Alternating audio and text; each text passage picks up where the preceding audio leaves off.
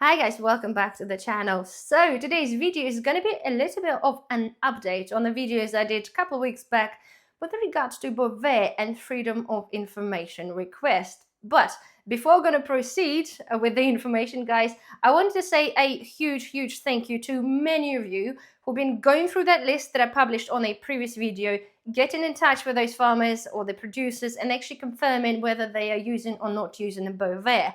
I think some people got a bit confused. That list I've supplied, okay, is a list of pretty much majority. I know it's not the whole list, but a lot of the farmers, okay? They're just literally list of the farmers correspondent to the little oval shape to tell you. So if you're buying specific product, you can have a look at the code and then find out which producer it is, and then get in touch with them and find out whether they're intending or are using Bovaer.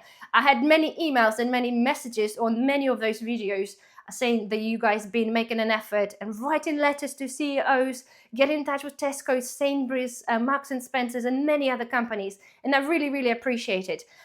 Also, please guys, could you publish those findings on a specific post that I have created? And I think it's called We Can All Help Each Other. It's basically where you can post your findings for everybody else to see. As you can imagine, those videos combined had like 100,000 views.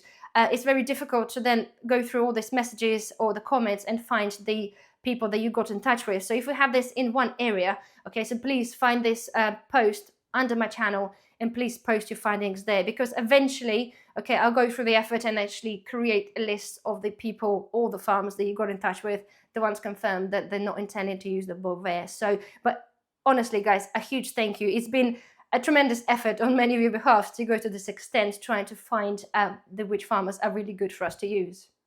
So now, guys, let's actually come back to the initial video. A little while back, as I said, guys, we talked about the freedom of information request. When we talked about the Bovaer, in fact, and obviously Arla, there were questions. There are many questions that are not being answered. And the whole idea why this was all kicked off, because we're not being told enough information. All they did is blurt out that this is going to be happening, and nobody knew anything, and we don't actually know anything still. So nonetheless, okay, it was suggested that we do the request for the freedom of information through the FSA. So FSA are the company, or is the company who actually approved the use of that. So they've seen all the details and all the findings of what's been, all the tests. So they do know, hence they have approved that. So hear me. So the questions, okay, they've been forwarded in a vague. I'm not going to read out all of them as a whole sentences, but basically, has anybody consulted public of using the additive before putting this to the test? Will the product, i.e. meat and milk, will be put to the public whilst they're doing their testing? How long would the testing take place? Because they haven't said. They said it's going to be like 30 farms taking up, making the test. But how long is the whole thing going to be continuing? Is it like a couple of weeks, couple of months, couple of years, 10 years? Okay, we want to know this kind of information. Would there be any requirements to label the produce, like we all want really? This is truly what we desire to have. We want to know whether it has it or it doesn't, okay? Criteria for the safety, again, how they tested it. We know, if you read all the information publicly available, it's been tested on rats. But again, they're not giving us to rats, they're giving it to cows. But anyway, this is all the questions. And will there be any potential long-term for fertility? And I think there was other couple of questions that were covered. But basically, this is all the information we want to know, okay? As the public, we want to know this. This is why it was such a whole hoo-ha, because they haven't given us enough information. If they bluntly, openly said, look, we're doing a test on 30 farms, it's all going to get mixed with milk altogether, and nobody knows what it is, which milk is going to get it. But they haven't. They haven't told us anything whatsoever apart from, we think isn't the best of the global warming, that kind of thing. Global warming, that we're going to be introducing it, and this is it. That's it. This is what we're left at. And I think all the companies and the governments always seem to fall short of. The people get really pissed off if they don't get the information. It could be really overrated. The whole thing could have been done a bit better and dealt with better, and the chances are it wouldn't have such a backlash that it currently have, because this is now huge. A lot of you emailing and messaging, doing all the checks, like I said, hundreds of thousands of people. So it's huge. It could have dealt better. They could have dealt with it better. But the point is, right, we're talking about the FSA. Again, just remind you, They are the people, they've read through the documents, they have approved the test, they have approved the product to be safe. So they would have looked through all the information provided by the company. Okay, so, and again, not surprised, guys, not surprised to the response. I said to my other half, like, I bet you bottom dollar they're just going to message you saying, do you know what? Nah. And guess what? It's pretty much what they did. So, in a nutshell, so the FSA is not required to create new, come back to the first sentence. Unfortunately, the good word, I knew it was going to be that. Unfortunately, we are unable to respond to this correspondence under the terms of Request of Information Act.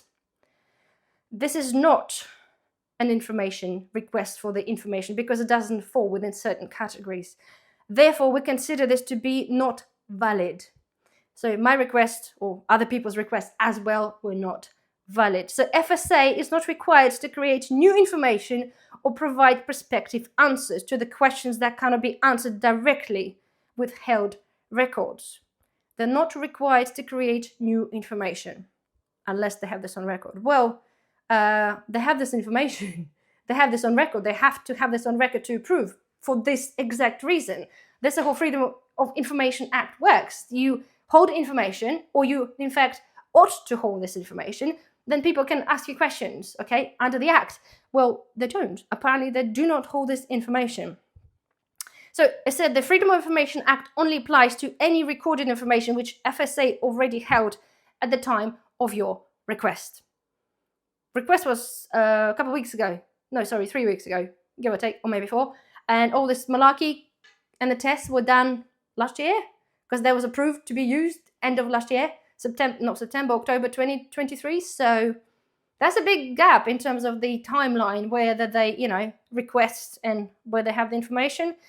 So anyway, so as the request posing questions about additive, okay, we consider this to be an inquiry which can be handled under the course of normal business. So this is inquiry and not information request. Okay, so therefore they forwarded the information to somewhere else. So this is an inquiry. So they're basically telling you, or telling me, in fact, or telling us, let's be frank, we're in it all together, to make an information request.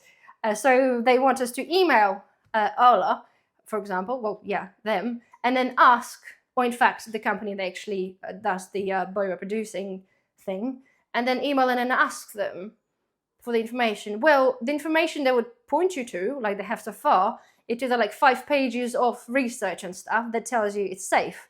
None of them there that tells you the length of the test they're planning to do or the labeling. And chances are, if you email it and ask them all the questions we asked, they wouldn't answer them because it's not in their interest to tell us that. But the whole thing, and you probably understand, I find baffling that the FSA, the people that have approved this and looked through this, are telling me they don't hold any information on that. So if that's not a bit dodgy, guys, then I don't know what. So anyway, I felt like, obviously that was the idea. We wanted to find out and we still haven't. So we are kind of stuck in a catch-22. So I might, unless some of you already did, send an email to Arla with a request for this information and to see. But again, the thing is just bring that one thing. I understand with the tests, maybe, with the fertility or whatever they're saying people are concerned about. But labeling, okay? Food Standard Agency are responsible for making sure that our food, vegetables, anything that's in the supermarket is labeled correctly. So how could you not even answer me that one question? Were there contemplations or anything to tell them there has to be labeled or not? Because before they would approve that, they would have had inkling that you have to be either published on the package of your milk or butter or whatever you buy or not. But they couldn't even answer that question. So anyway, gets you thinking, doesn't it? So anyway, guys, if any of you got in touch with Arla and had some specific response or not, please drop me an email and just let us know. Otherwise, guys, that was just another video. Again, very much thank you for your hard work of getting in touch with all those companies on the list to find out whether they are or not using the Bovaer. Please continue the hard work. We'll get through it and I'll publish it when it's all done. So anyway, guys, thank you so much. Thank you for watching. Thank you for your support. And I'll see you in the next video. Bye-bye.